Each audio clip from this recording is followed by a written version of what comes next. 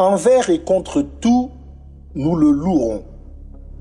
Ce 25 octobre restera à jamais marqué dans les annales gabonaises.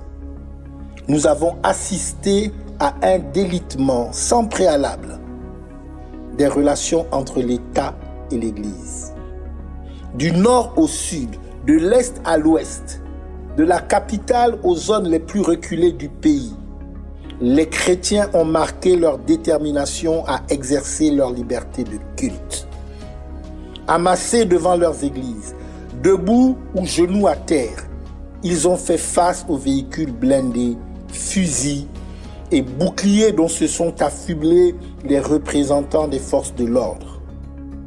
Pacifiques, mais bien décidés, ils ont nargué ceux-là qui leur interdissaient l'accès aux lieux de culte, et de tout leur cœur, ils ont célébré Dieu, le Tout-Puissant, chantant, louant, priant, et cela sans se laisser intimider par les hommes en uniforme.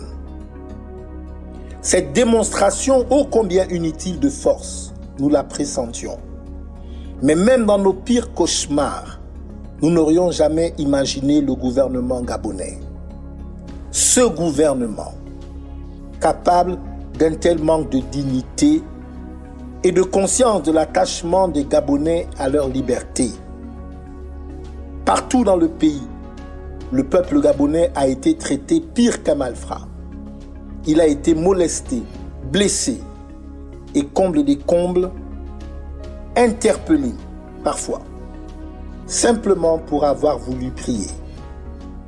De mon côté, comme d'autres leaders, j'ai vu mon domicile encerclé par les nervis du pouvoir dès samedi après-midi. Au fil des heures, avec l'aide de mes proches, j'ai pu m'esquiver et me mettre en sécurité. J'ai surtout pu célébrer dans l'intimité mon culte sans exposer les Gabonais. Mon cas, cependant, importe bien peu face au courage et à la fierté des Gabonais. Je ne pouvais juste pas rester silencieux sans expliquer ce qui s'est réellement passé. Je ne sais comment le dire autrement. Les événements de ce dimanche 25 octobre 2020 sont un autre signe de l'écroulement de ce régime. Ils annoncent la fin du système en place au Gabon. Nous sommes conscients que ce système ne reculera devant rien pour tenter de survivre à nos dépens. Mais l'histoire des peuples du monde entier nous renseigne et nous montre qu'à chaque fois qu'un empire a tenté de s'en prendre à l'Église, il a signé son arrêt de mort. Cet acte était l'acte de trop et le gouvernement gabonais l'apprendra dans peu de temps à ses dépens. Je le dis et le répète, le peuple est le seul dépositaire de la souveraineté. Il en est ainsi au Gabon comme dans le monde entier. Ces démonstrations de force sont les derniers soubresauts d'un système en déclin.